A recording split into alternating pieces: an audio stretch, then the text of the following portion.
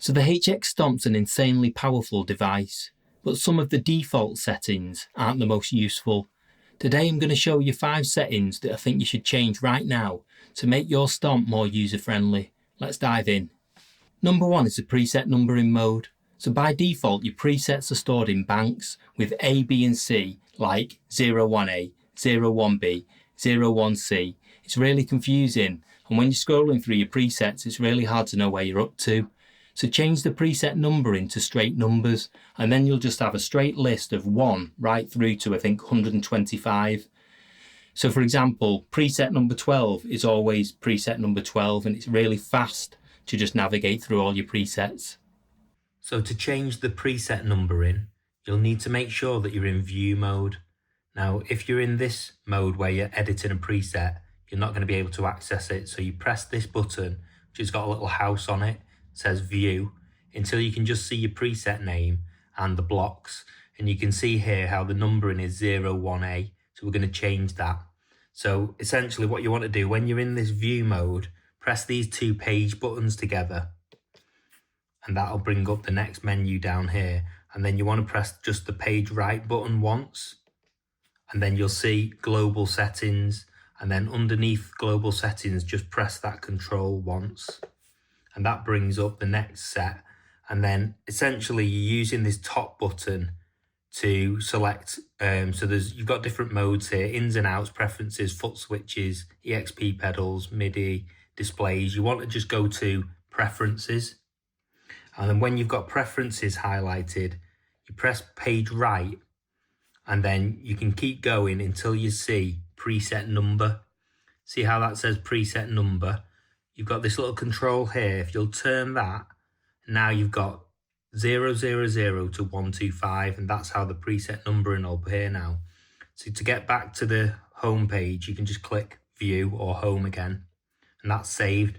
See how we've got preset 000 now? It's changed. We're no longer in banks. So essentially now if I go up and scroll through my presets, they're just numbered 1, 2, 3, 4 and right up to 125. Number 2 is the output level. So out of the box, the Stomp's main outputs are set to instrument level, and that's fine if you're plugging straight into your bass amp or your guitar amp. But if you're going straight to front of house or into a mixer or even an audio interface, you might want to switch it to line level. That way you'll get a stronger signal with less noise. To set the main output level to line level instead of instrument level, what you want to do is make sure you're in view mode again, like this. Press the 2 page buttons and then press page right, and then you'll see again global settings. Press the control underneath global settings, and then you turn this upper knob to access the one that says ins and outs, and there you go, it's the first one in the list. And now what you want to do is turn this level in the middle here, so you've got output level says instrument at the moment. If you turn that, you can change that to line level, and now that'll output a line level signal from the main output, and then just click home to get back to the start. Number 3 is the headphone volume control. So the big volume knob controls everything by default, so both your main output level and your headphone level. That can be a problem live because you don't want to accidentally turn down your master volume.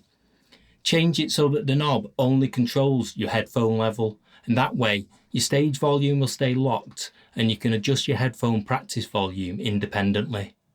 So to make this main volume control just control your headphone level and not your main output, what you want to do is make sure you're in view mode, which looks like this. Press your 2 page buttons and then the page right, and you'll see global settings. Press the control under that, and then you just want to turn this top control until you're on ins and outs. Now we're already on this one, but if you're not on that setting, you can just go across and access that menu there. And then what you want to do is press page right until you can see the volume control options. So here we go, we've got volume controls, and it's currently set to main and headphone. So that's currently controlling your headphone level and the output signal level. And what you want to do is turn this little control here to just phones. Now this only will control the volume of your headphones now, and that output level will remain untouched. And then you can get all your presets to a consistent volume, and then there'll be no impact. Say you're at a gig and your lead accidentally pulls across this, it's not going to affect the output level going to your amp or front of house. Home to get back. Number 4 is a tuner mode. The default tuner mode is fine, which is really precise, and it's also jumpy, and it's kind of hard to read quickly.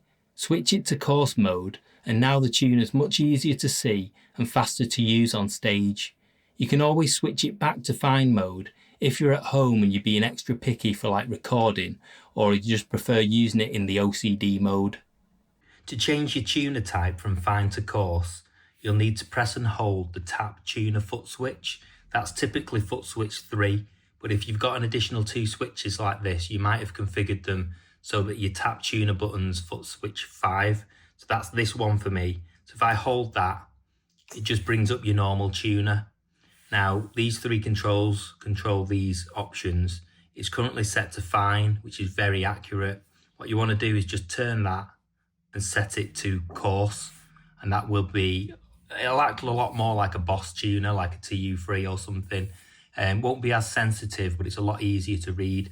Just be very careful that you don't accidentally move this control, because 440 Hertz is what you want to be tuning to. That's your standard A, I think, at that frequency. If you bump that, you'll be out of tune with everyone. So just be very careful. Once that's set to coarse, you can just click to go back. Number 5 is the Aux input. So the return jacks on the back of the Stomp are set up as an effects loop by default, but if you're not running pedals in a loop, they just sit there doing nothing. So change one of the returns to Aux In, and now you can plug in your phone, laptop or drum machine and jam along with backing tracks straight through the Stomp. It doesn't use up any blocks, and it turns the Stomp into a perfect little practice hub.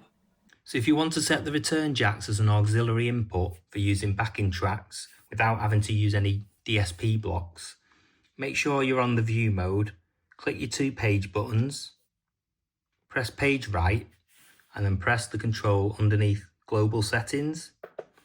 Make sure that you're on the ins and outs page. You can use this top button to do that. And then what you want to do is press page right until you can see return type. And then what you want to do is change that to Aux In. And now this on the side, the left and right on the side, will accept an auxiliary input. So to make sure that you can hear your instrument and your backing track, connect it on the side there using the auxiliary input. And then what you want to do is go into the edit mode and select the first circle in your chain, and then make sure that the input's set to main, left and right. And that'll basically, you can hear anything that's coming in through that auxiliary port unprocessed, and that's basically going to go to your headphones, your main out. And if you were connecting it as an audio interface to your computer, it'd be on channels USB 7 and 8 if you did want to capture that source. And that's it. 5 quick changes that make the HX Stomp way more useful. Try them out and let me know in the comments which ones you like.